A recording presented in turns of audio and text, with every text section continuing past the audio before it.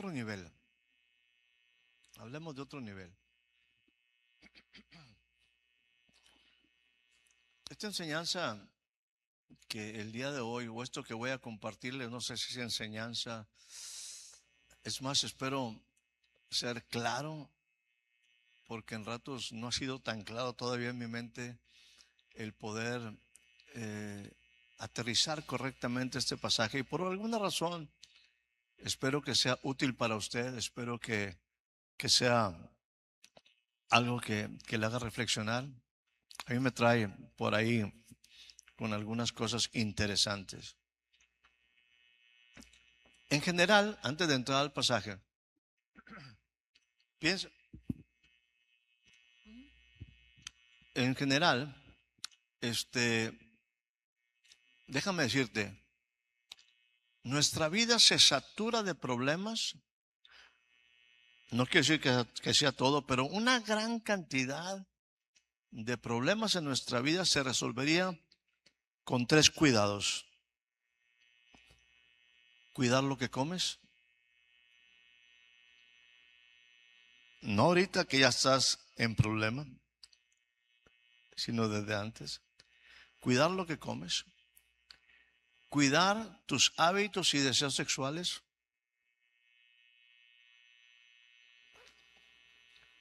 Y cuidar tu lengua. Si esas 3 cosas tú las haces, te aseguro que muchos problemas que hoy, y me incluyo, vivimos,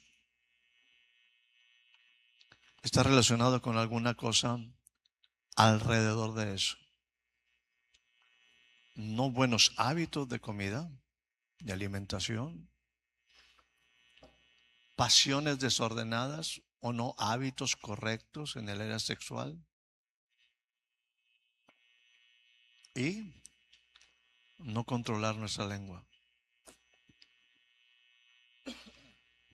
No digo que todos los problemas ahí se circunscriben, pero una gran cantidad de problemas en el andar, en el avance de tu vida, pudieran evitarse o se evitarían o serían diferentes en su magnitud si esas 3 áreas las cuidamos.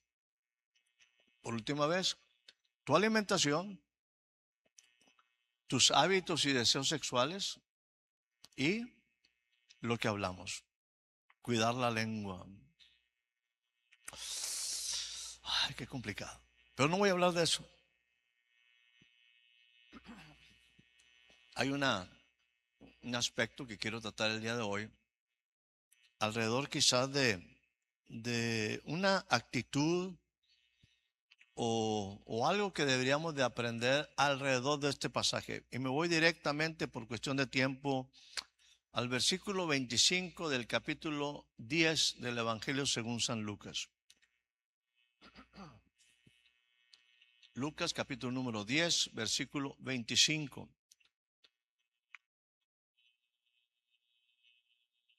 ¿Ya lo tienen en la parte de atrás? Todavía no. Dice la palabra de esta manera. Todavía no está atrás, todavía no lo tenemos, pero ya, ahí viene. Muy bien. Dice, en el nombre del Padre, del Hijo y del Espíritu Santo. He aquí, un intérprete de la ley se levantó y dijo, para probar a Jesús. Estamos hablando de aquí una persona muy específica, alguien que conocía la ley, alguien que conocía la palabra, alguien que tenía experiencia en la Biblia, en el caso particular del pueblo judío, en el caso de la Torá. Y entonces se dirige a Jesús y le dice, maestro, ¿haciendo qué cosa heredaré la vida eterna?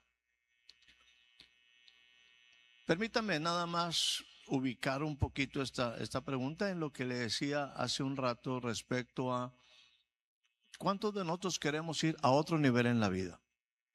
No estoy diciendo que tu nivel sea malo, a lo mejor has estado avanzando bien conforme el proceso de tu vida, has estado aprendiendo, has estado incorporando principios a tu vida, has estado viviendo en otra manera, estás aprendiendo a vivir en otra manera.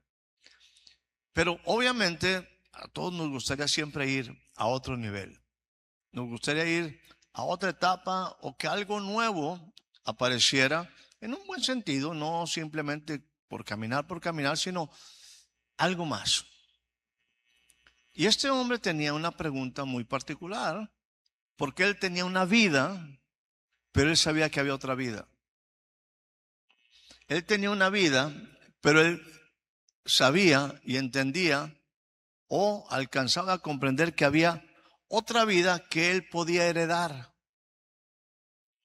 Y entonces le hace una pregunta a aquel que es el maestro de vida.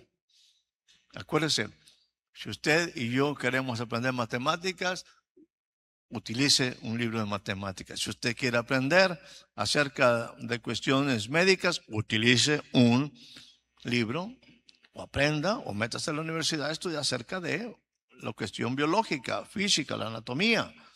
Si usted quiere ser abogado, tiene que estudiar libros de abogacía. Si usted quiere aprender de la vida, no hay otro libro más que la vida, más que la Biblia. Y tiene que ir al maestro que es el maestro de vida. Y este hombre que conoce la palabra y quizás había escuchado a Jesús decir, toda la escritura es inspirada por Dios, toda esa palabra es útil y en ella tú vas a encontrar la vida. Pero quizás él no está experimentando la vida en plenitud y por eso dice, bueno, o a lo mejor la puede estar experimentando en plenitud, pero dice, ¿cómo podemos hacer que esto sea eterno? Que esto sea para siempre. ¿Cómo puedo hacer que mi bienestar del domingo en la mañana, mi tranquilidad del domingo en la mañana, mi tranquilidad sea todos los días? ¿Cómo puedo darle eternidad a mi vida? Y entonces le hace una pregunta al maestro de vida. Maestro, ¿qué debo de hacer para heredar la vida eterna?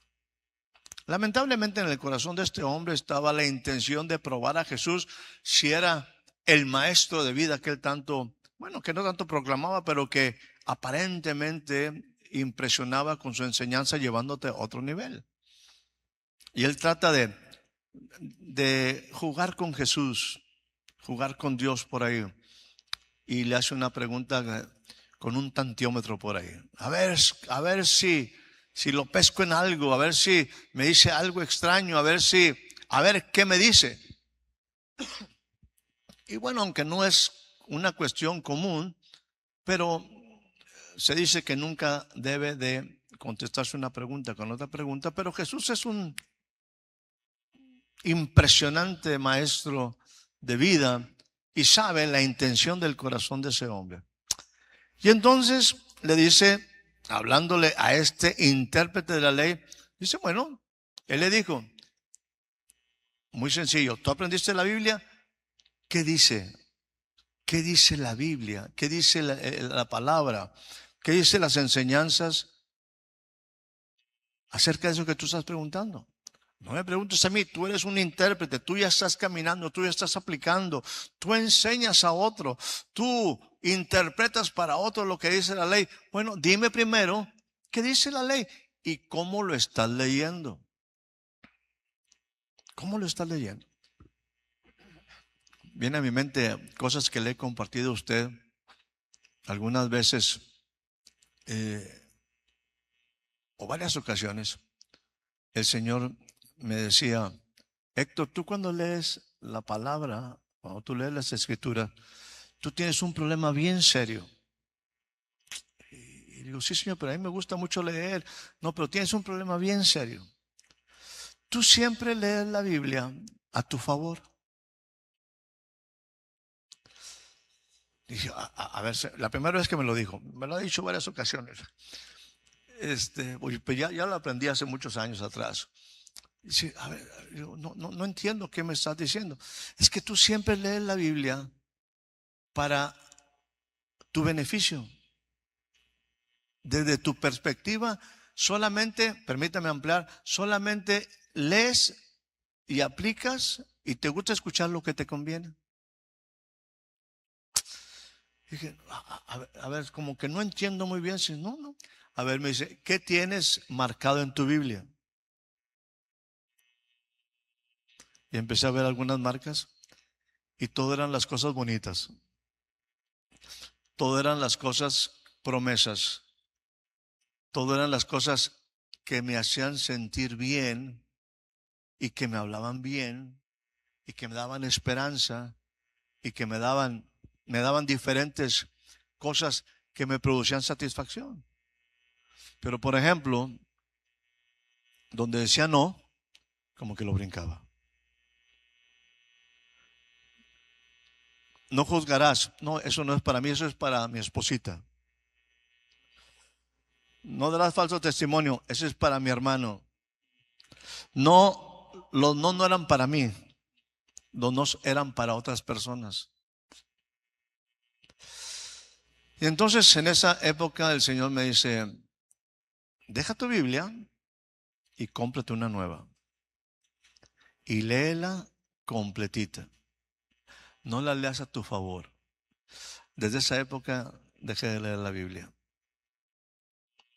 Porque cada vez que leía yo la Biblia, me decía o me señalaba algo que debía de modificar en mi vida, algo que debía de cambiar en mi vida, o algo que me quería llevar a otro nivel, corrigiéndome cosas que eran parte de mi vida. Y como todavía tengo tarea acumulada y no he acabado de cambiar, entonces ya hasta me da miedo leerla, ¿no? Porque siempre me va a decir, puede ser mejor, puedes ir más adelante, puede que tu vida sea diferente cuando aprendas a considerar la Biblia como está escrita. Quizás algo similar estaba Jesús. No estoy diciendo que sea. Por cierto, ya he cambiado como 3 o 4 veces la Biblia, porque he tenido que volver a leer cómo está escrito, como las cosas que están ahí, porque definitivamente recuerde esto. Yo no voy, si fuera en el sentido médico, yo no voy a morir por las cosas que tengo bien de salud. Voy a morir por las cosas que están mal. Te lo pongo en otra manera. Un coche no va a fallar por las cosas que tiene bien. Va a fallar por las cosas que tiene mal. Si tú vas a ir a un viaje y el mecánico te dice el 95% de tu coche está bien, tú dices, qué bueno, qué padre, qué bueno que no va a dar una mala noticia, qué bueno que el 95% está bien. Y nada, que simplemente ahí los cables más simples y más sencillos están dañados y ni siquiera sales aquí a la orilla de la carretera y el carro está parado. Porque nuestra vida no va a fallar por lo que está bien, nuestra vida va a fallar por lo que está mal. Un vehículo no va a fallar por lo que está bien, va a fallar por lo que está incorrecto, por lo que está dañado. Mi vida no va a desarrollarse por lo que está bien, sino cuando ponga atención a las cosas que no están bien. ¿Cómo está mi alimentación? ¿Cómo están mis hábitos sexuales? ¿Cómo utilizo la lengua? ¿Qué problemas tengo por ahí? No, pero vamos a hablar de cosas positivas. Aquí está este hombre y entonces Jesús le dice, bueno, tienes que entender lo que está escrito y cómo tú lo estás leyendo. ¿Lo estás leyendo para aprender? ¿Para justificarte? ¿O lo estás aprendiendo o lo estás leyendo porque quieres realmente aprender y hacer un cambio en tu vida?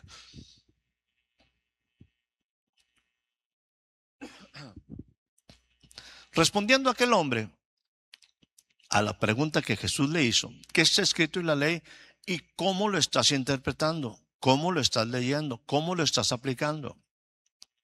Dice, aquel respondiendo dijo cosas tremendas, básicas, esenciales en el entendimiento de lo que un hombre, una familia, un negocio tiene que tener, la importancia de amar a Dios. Y este hombre responde, amarás al Señor tu Dios con todo tu corazón, con toda tu alma, con todas tus fuerzas y con toda tu mente. Y a tu prójimo como a ti mismo. Jesús le dice, bien, has respondido muy bien. Ahora tienes una tarea. Hazlo para que vivas. Hazlo para que vivas eternamente. Ya lo sabes. Ya lo sabes. Ya tienes el principio. Ya tienes la base. Ya tienes la información. Lo que estás diciendo es correcto. Ahora, se acabó la reunión. Se acabó la predicación. Vete allá afuera y vívelo. Porque eso es lo que va a hacer diferencia en tu vida. ¿Cómo vas incorporando principios a tu vida? ¿Cómo vas incorporando palabras de vida a tu vida? ¿Cómo vas actualizándote en nuevas cosas que pueden hacer tu vida diferente?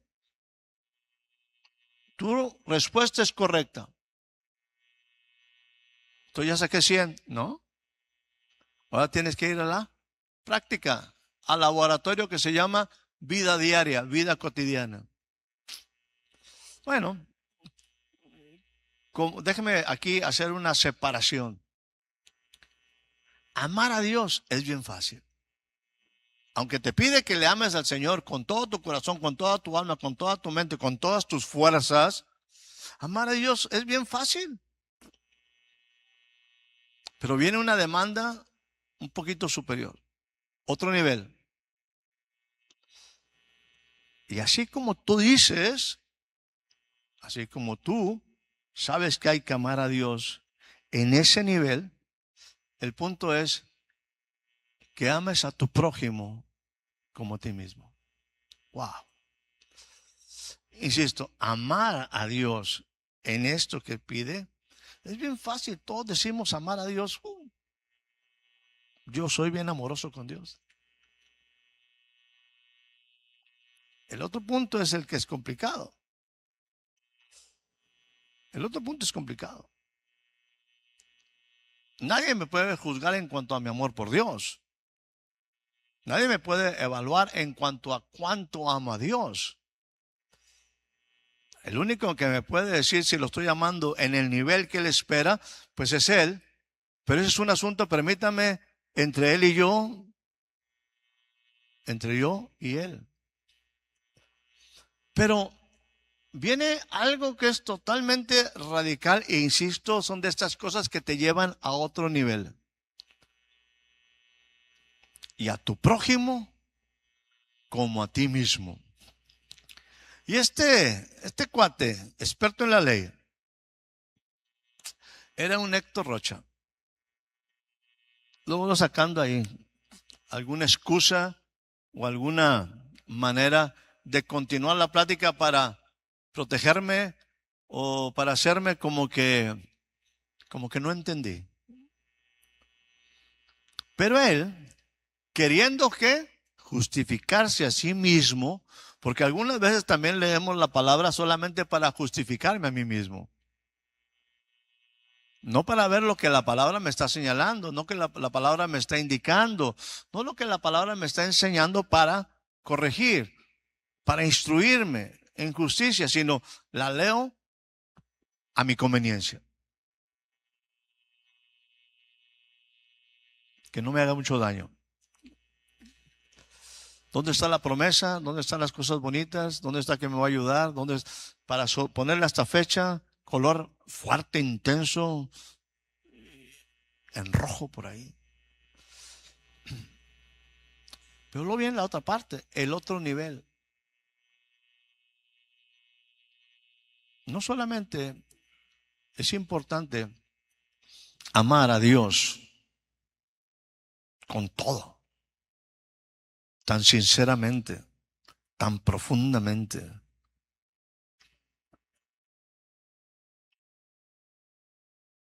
No deja de ser algo que, insisto, es difícil de evaluar. Porque es una dimensión entre tú y Dios. Y sería un error de cualquiera de nosotros el estar criticando a alguien o señalando a alguien porque no ama a Dios como yo lo amo. O no hace las cosas como yo pienso que debe hacerlo. Pero la otra parte es ese otro nivel de vida, otro nivel de experiencia, otro nivel de vida cotidiana. ¿Y quién es tu prójimo? Preguntaba, en este caso, este hombre, ¿y quién es mi prójimo? Otra vez, acuérdate que él estaba probando, tentándole, y aquí está buscando, diciendo, bueno, ya me dijiste que tengo que amar a mi prójimo como a mí mismo. Pues te hago una pregunta, ¿y quién es mi prójimo? ¿Quién es mi prójimo? Y entonces viene una parábola que es sumamente interesante, que está llena de cosas, verdades. Acuérdense que una parábola es un lugar donde se esconden verdades maravillosas de vida. Y Jesús hablaba en esta forma de parábolas, buscando enseñar y buscando cosas prácticas. Pero en esas cosas prácticas pone cosas bien interesantes, dignas de reflexión. Y entonces habla lo que conocemos como la parábola del buen samaritano. Respondiendo Jesús, acuérdense que Jesús está respondiendo a la pregunta de un intérprete de la ley que dice, ¿quién es mi prójimo? No, ¿quién es mi hermano? Recuérdeme esto. ¿Cuál es la diferencia entre un hermano y un prójimo? Ok. Si no lo digo, me lo dice al rato. Si se me olvida. Respondiendo Jesús, está respondiéndole a este hombre que le pregunta, ¿y quién es mi prójimo? Dice, bueno, muy bien, escucha lo que te voy a decir. Un hombre descendía de Jerusalén a Jericó y cayó en manos de ladrones, los cuales le despojaron e hiriéndole se fueron y lo dejaron ahí medio muerto. Aconteció que descendió un sacerdote, ese que sabía mucho de la ley como tú, ese que estaba muy metido en la iglesia, ese que estaba ahí, es más, era sacerdote. No importa de cuál religión, era un sacerdote. Y estaba tan metido en sus conceptos, estaba tan involucrado, tan preocupado por el ministerio, estaba tan involucrado en hacer cosas buenas, estaba tan involucrado en lo que era su oficio, que cuando estaba ese hombre ahí en esas condiciones, simplemente viéndole, se pasó de largo. No le puso atención. Era obvio. No dice que no lo vio, pero se pasó de largo. Asimismo, vino uno de lo que hoy conocemos como el grupo de alabanza. Y ese venía todo cargado con la bocina, con la guitarra. Venía pensando en ser el director en ese instante de la alabanza, en cómo iba a producir esa conexión entre Dios y la congregación. Y venía cante y cante y traía en la mente ahí ese último canto tan profundamente, tan entregado, tan, que llegando acerca de aquel lugar, también le vio, pero se pasó de largo. O sea, estaban tan involucrados en su vida y Jesús, insisto, o sea, ¿por qué pones gente que tiene una X convicción, una X creencia religiosa, una X, un levita, un sacerdote, de esos que están en la iglesia, de esos que están bien metidos? Pues hubieras puesto gente de allá afuera que no son tan responsables como nosotros. No, Jesús es bueno para enseñar. Te estoy hablando a ti que te consideras religioso y a ti que te consideras también en algún momento religioso en un buen sentido, que tienes que estás buscando a Dios. Te estoy diciendo a ti y Tú que eres intérprete, pues te digo, uno que es superior a ti, que es sacerdote, y otro que te ayuda en la alabanza, son similares a ti. Y esos pasaron viendo la circunstancia y estaban tan envueltos en sus capas cebollita, que pasaron de largo. Y entonces Jesús introduce un tercer hombre. Para empezar, un hombre, no una mujer. Y ahorita voy a entender usted un poquito más por qué no un hombre y por qué no una mujer. Segundo, es un hombre que los judíos no se podían ver, peleado siempre con los judíos. Judíos y samaritanos no se podían ver, vivían peleados. Eso no pasa en la Biblia, yo sé que no pasa en ninguna casa de nosotros, en ninguna familia de nosotros. Eso solamente pasa en la Biblia. ¿Ok? Así Jesús puso cosas extrañas. ¿Sí? Y luego finalmente es un samaritano, no es tan creyente como tú, no es parte de la alabanza, no es parte del ministerio. Es un hombre común. Y para el judío, de lo peor. Y entonces vino, que iba en ese mismo camino, vino cerca de él y este también lo vio. Pero algo pasó. Ese hombre fue, ¿qué? Movido a misericordia. Movido a misericordia. Movido por misericordia. En otras palabras, algo pasó en el corazón de ese hombre. Algo sucedió en el corazón de ese hombre. Vio esa situación y no solamente fue movido a misericordia. Miren lo que dice por aquí, versículo 34. Y acercándose, acuérdense que estaba herido, él vendó sus heridas, les puso aceite y vino. Y poniéndole en su cabalgadura, lo llevó al mesón, lo llevó a un hotel y ahí cuidó de él.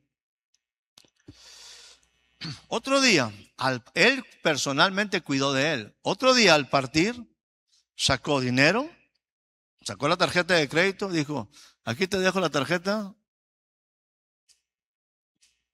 Si hay algo que se debe, te lo voy a pagar.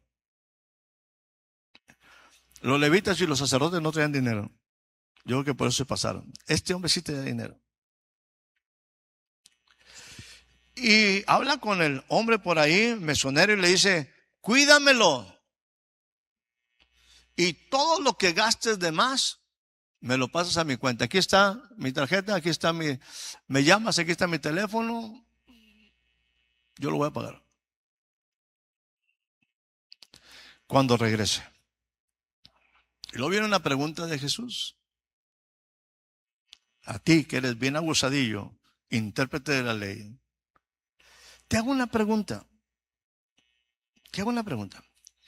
¿Quién de estos tres personajes te parece que fue? ¿Quién es el prójimo? Escúchame bien. ¿Quién es el prójimo? ¿El prójimo de quién? Del que cayó. No quién es tu prójimo. Es quién es el prójimo de ese que cayó.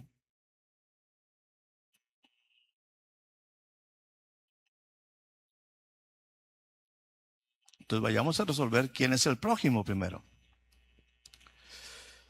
Él dijo, el que usó de misericordia. Dile al que está a tu lado, la misericordia se usa. La misericordia sirve. La misericordia produce sanidad.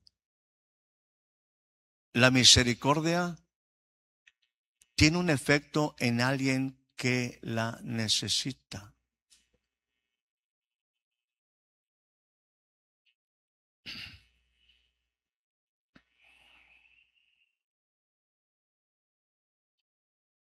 Entonces, el hombre está ahí tirado, herido, golpeado, robado, muriendo.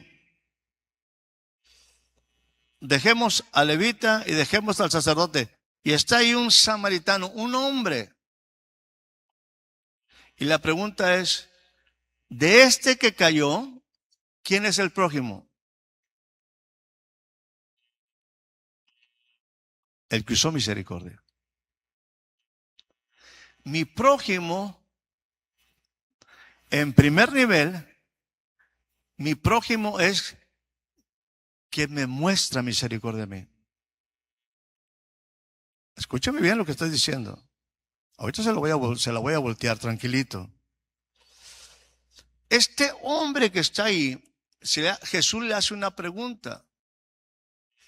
¿Quién es el prójimo de ese hombre que está ahí? Déjeme poner añadir una palabra. De este pobre miserable que está ahí, que ha perdido todo,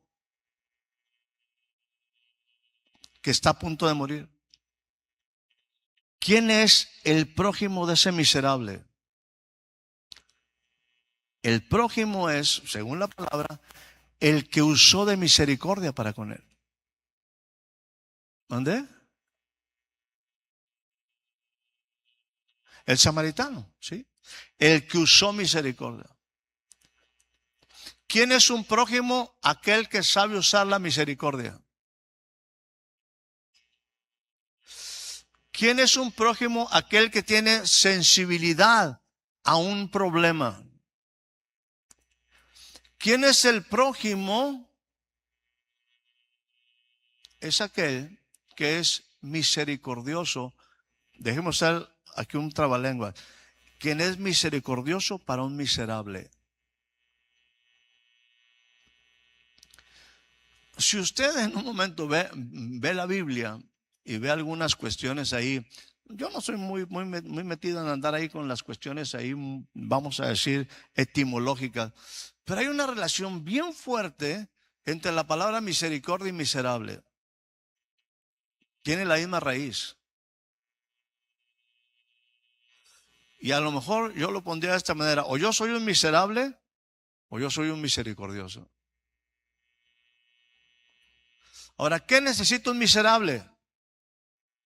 Que alguien tenga de él misericordia. ¿Quién es un misericordioso? Aquel que le puede mostrar misericordia a un miserable.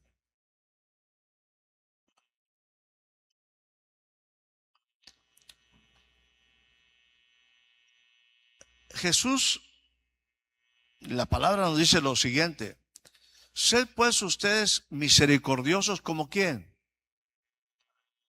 Como vuestro Padre que está en los cielos es misericordioso. Y luego Jesús, por ejemplo, también cuando enseña lo que se llaman las bienaventuranzas, que es un nivel de vida diferente, dice: ¿bienaventurados qué? ¿Bienaventurados qué? ¿No saben las bienaventuranzas? Acuérdense, son 9 bienaventuranzas. Hay que saberlas. Usted es un intérprete de la ley, pero ¿cómo lo lees? Bienaventurados los misericordiosos, ¿por qué? Porque ellos van a alcanzar ¿qué? Misericordia. Y luego Jesús, insisto, dice: sean ustedes misericordiosos como vuestro Padre que está en los cielos es misericordioso. O sea, la misericordia es algo que pasa en el corazón. La misericordia se activa cuando tú ves una necesidad. La misericordia se activa cuando tú ves una problemática. Déjame ponerlo de esta manera. La misericordia se activa cuando tú ves un miserable. Y no estoy hablando de un miserable en un sentido de despecho, pero hay mucha gente que está en una situación de despecho. Y no estoy hablando en un sentido de vamos a decir, como una ofensa, sino una persona que está en estado de miseria. Ese es un miserable. Alguien que me necesita. Alguien que me necesita. Pero de repente yo estoy tan envuelto en mi vida, tan envuelto aún en mi religión, tan envuelto en mis pensamientos, tan envuelto en mis propios problemas, tan envuelto con la vida, tan envuelto con mi trabajo, con mi misión, con mi deseo de llegar, que no me doy cuenta cuánta gente alrededor de mí necesita de mí. Porque voy enfocado en mí. Porque voy enfocado en mi persona. Porque voy enfocado en mis propios problemas.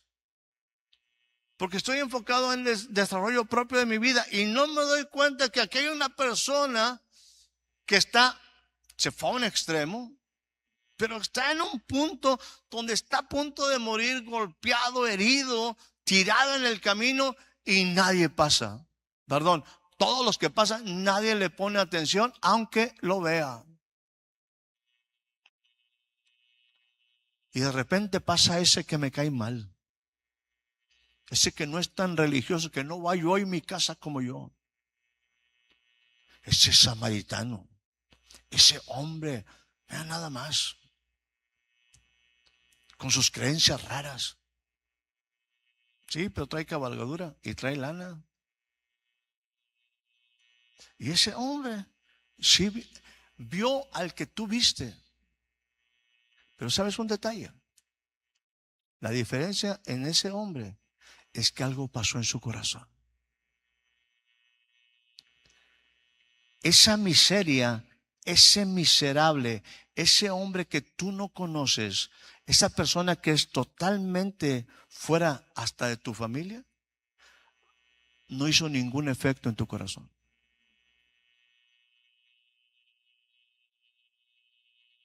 Tú que dices que amas, tú que dices que te sabes toda la Biblia, que cantas todo el día, no hubo una sola reacción en tu corazón ante una necesidad de miseria de un miserable. Y vuelvo a utilizar la palabra miserable, no en el sentido de ofensa, sino simplemente de una condición de una persona. Es una persona que me necesita. Y mi corazón siguió solamente pensando en mí mismo o en mis propios problemas. Y a lo mejor porque también soy un miserable como él, que no tengo nada que dar. Que mi corazón no responde ante él. No dice que ese hombre, la condición o el de dónde venía o por qué. No, simplemente era un extraño, era un cualquiera.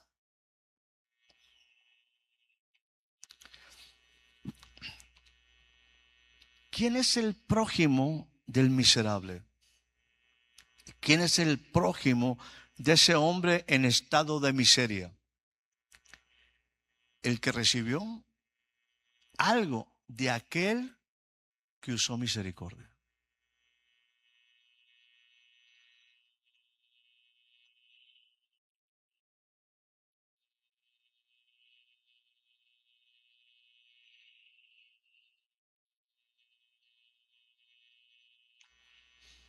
Vamos a Romanos 5:7. No se preocupe que la enseñanza va a terminar y cuando salga por esta puerta usted va a tener la oportunidad de ponerlo en práctica. ¿Sí? Porque esto no termina aquí en ese sentido. Esto no termina, no es tan sencillo. Aquí la importancia de este prójimo es que algo pasó en su corazón, que usó algo que se llama misericordia, que es parte del carácter de Dios. Ciertamente, versículo 7 del capítulo número 5 de Romanos. ¿Ya está por ahí? Dice la Biblia. Así lo interpreta Pablo. Ciertamente, apenas, déjeme ponerlo, apenas un justo hará algo por un justo. No morirse, ¿verdad? Pero ciertamente alguien puede hacer algo por alguien que le parezca bien, que esté en una buena condición, por alguien que sea similar a él. Pero Dios hizo algo diferente a lo cual cualquier persona común. Con todo, pudiera ser que alguno se pusiera a morir por alguien bueno. Pero Dios, que es misericordioso, mostró su amor, mostró su misericordia para con nosotros, en que aún siendo pecadores, miserables, Cristo murió por nosotros. No nos dio, vamos, no me llevó a un hotel, a un hostal, no. Él fue más allá. Él estuvo dispuesto no solamente a pagar mis deudas para sanarme, Él estuvo dispuesto a morir por mí. Por eso es misericordioso. No me lo merecía. No cuestionó por qué estaba yo ahí. Él fue movido a misericordia. Dijo, te voy a dar algo mejor que dinero. Te voy a dar a mi hijo. Y Jesús estuvo dispuesto a ir y murió por un desventurable, un miserable, un pobre, un ciego y desnudo. Fue movido a misericordia. En ese sentido, déjeme decirle, Dios pareciera que es mi prójimo. Aquel que usó misericordia. Aquel que fue movido por misericordia. Aquel que actuó en misericordia. Aquel que su corazón ardió por la miseria de un hombre. Y no se quedó simplemente viéndolo, sino que puso su vida por mí. Usted puede decir, bueno, yo no soy miserable. Acuérdese que Romanos 7:24, Pablo lo dice en una manera muy sencilla, ¿no? Dice, Romanos 7:24. Pablo expresa, y lo dice interesante, miserable de mí. ¿Quién me librará de esta situación donde me estoy muriendo, donde me estoy desangrando, donde estoy siendo golpeado? ¿Quién me puede ayudar a mí? Soy un miserable de mí. ¿Quién me puede ayudar de esta problemática que yo tengo? Y entonces pareciera como que dijera, gracias a Dios por este Dios que es mi prójimo, mi próximo, mi cercano y que está dispuesto a actuar a favor mío. Gracias a Dios por Jesucristo. Porque me vio en la condición que yo estaba. Me vio cómo la vida me había golpeado, cómo las circunstancias eran contrarias. Me vio cómo me estaba muriendo y fue movido a misericordia. Y no solamente pagó algunas cosas, pagó todo lo que yo debía y lo puso en su cuenta. Él me amó sin merecerlo, sin conocerme, pero me amó. No pasó de largo. Cuando mucha gente, no criticamos a nadie, pero cada uno envuelto en su religión, cada uno envuelto en sus creencias, cada uno envuelto en sus formas, pasó de largo y nadie, cuando yo necesitaba algo serio, a lo mejor era porque simple y sencillamente eran igual de miserables que yo, o porque no tenían capacidad de poderme ayudar, o porque su corazón era tan frío como el mío que nadie se atrevió a acercarse. Pero él no solamente amó a Dios, sino que como a él mismo me amó y dio su vida por mí. ¿Quién es mi prójimo? Aquel que es movido a misericordia para ayudar a un miserable, a alguien que está en miseria, aunque no le conozca. Ese que está ahí no es bueno. Quizás un bueno le ayuda a otro bueno. Quizás un justo, entre comillas, le puede dar un justo, pero Dios muestra su amor en que yo siendo o estando en una condición de miseria, de abandono absoluto, Él mostró su amor para conmigo y pagó el precio que yo debía haber pagado para restaurarme. Sería muy interesante saber qué pasaría con ese hombre que recibió misericordia. Pero déjenme concluir esta breve y sencilla enseñanza. No es nada muy complicado. Y yo me puse por aquí un par de preguntas.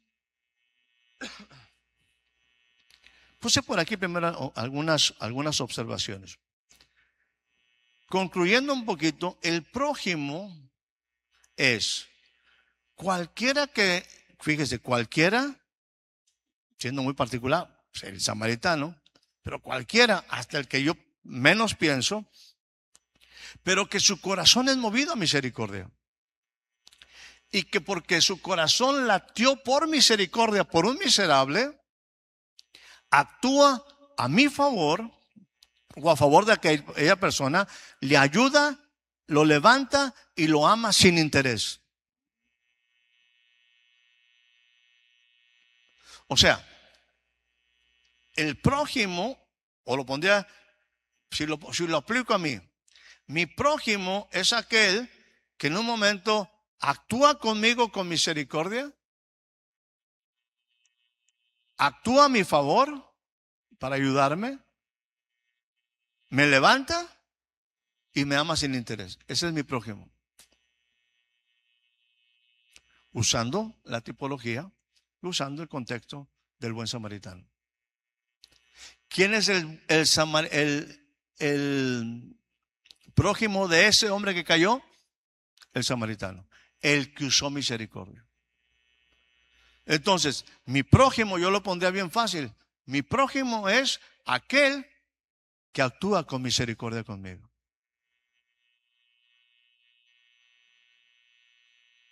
Qué bonito, ¿verdad? Qué cómodo. Entonces, vienen mis preguntas. Yo no soy intérprete de la ley, pero soy una persona que me gusta preguntarme. Entonces, si alguien no actúa a mi favor, ¿no es mi prójimo? Si alguien no me muestra misericordia, ¿no es mi prójimo? No, no es tu prójimo. Si alguien no te tiene misericordia, no es tu prójimo.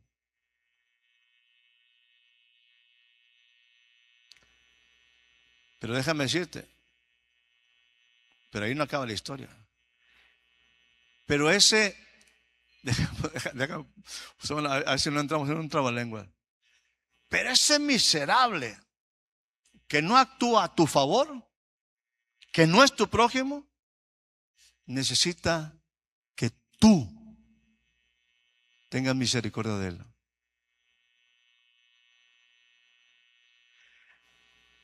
Ese que no actuó como tú esperabas, dándote favor, ayuda, soporte, que no te ayudó, que te dejó en la problemática, está esperando que tú seas su prójimo.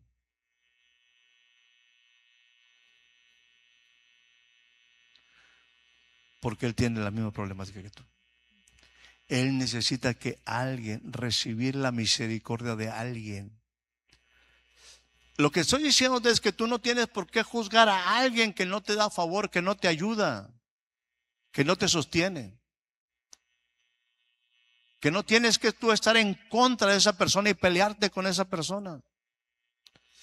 Sino que es tu oportunidad de ser tú el prójimo de ella. Que si Él no muestra misericordia, es tu oportunidad de tú mostrar misericordia. Que si Él no te ayuda, es tu oportunidad de tú ayudarle. Que si Él no te levanta, es tu oportunidad de tú levantarlo. Que si Él no te saluda, tú tienes que saludarlo. Que si Él no vuelca su corazón en misericordia por ti, es tu oportunidad de tú ser el prójimo de Él, aunque no le conozcas.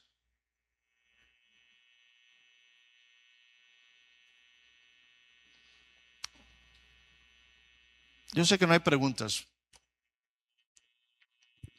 pero ahí le va una cuestión. No se me olvidó, ahí voy para allá. ¿A quién es más fácil ayudar? ¿A quien conoces o a quien no conoces? Va de nuevo. Aquí entra la palabra familia, familiaridad y el prójimo. Mi hermano, familia, familiaridad y el prójimo. El prójimo es cualquiera. No de tu familia, cualquier desconocido.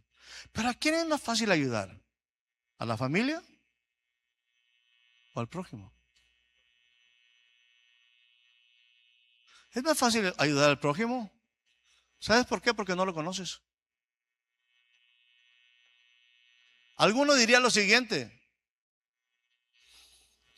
¿Viste que estabas ahí?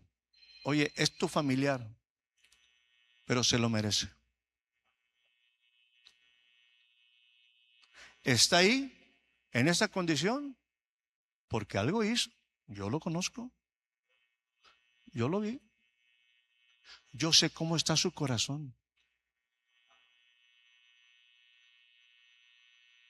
Lo hemos ayudado tanto y nunca hace caso. Lo hemos apoyado tanto económicamente, por eso está, es más, porque no diezma. Tiene lo que se merece. Por lo tanto, aunque lo veo, ahí lo dejo de largo. Es más fácil ayudar a quien no conoces que ayudar a alguien que conoces. Porque ese que conoces lo conoces demasiado bien.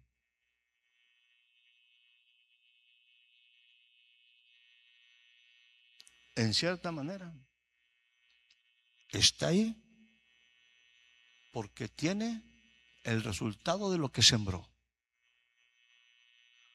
Así lo dice la ley. Está así por su culpa.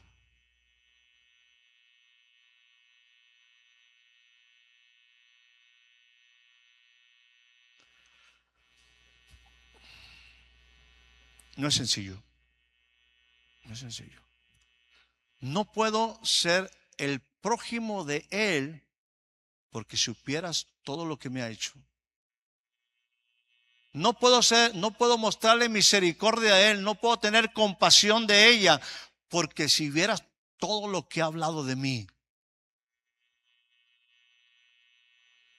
No puedo ser bueno con esta persona porque lo conozco demasiado bien.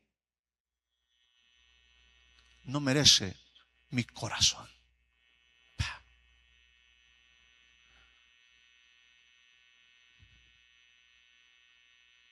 No lo voy a ayudar porque insisto que tiene el resultado de tantas cosas en su vida, tantos errores que ha cometido. Es complicado, es muy complicado.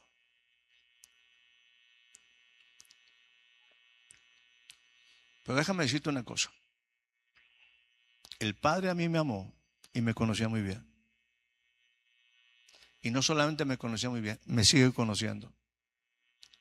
Y aún, porque la misericordia es parte de su corazón, me sigue amando, aunque no me lo merezca.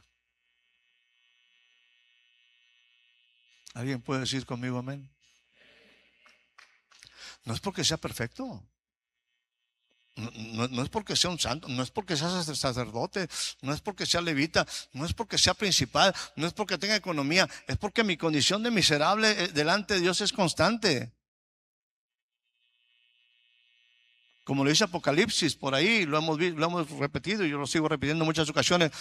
Tú dices que eres rico, tú dices que tienes dinero, tú dices que eres mejor que los demás, tú dices que eres de otro nivel. Tú no sabes, déjame decirte una cosa muy sencilla, tú eres un miserable, porque para empezar es un desventurado como ese que está ahí tirado, desventurado, un miserable, un pobre, un ciego y un desnudo. Y yo te aconsejo que cambies, que seas como yo. Yo no te vengo a juzgar, yo vengo a mostrarte un corazón de misericordia. No por una religión, sino porque yo soy misericordioso. Está en mi naturaleza. Tengo compasión por ti. Y te conozco muy bien. Yo he invertido mucho en ti. Yo te he llevado de la mano. Héctor, yo te he dado un montón de cosas y tú me has fallado. Y aquí estoy delante de ti. Y mi corazón sigue movido en misericordia. ¿Te lo mereces? No te mereces nada. Pero aún así, porque yo soy misericordioso, te amo entrañablemente. ¿Y sabes qué? Te amo como a mí mismo.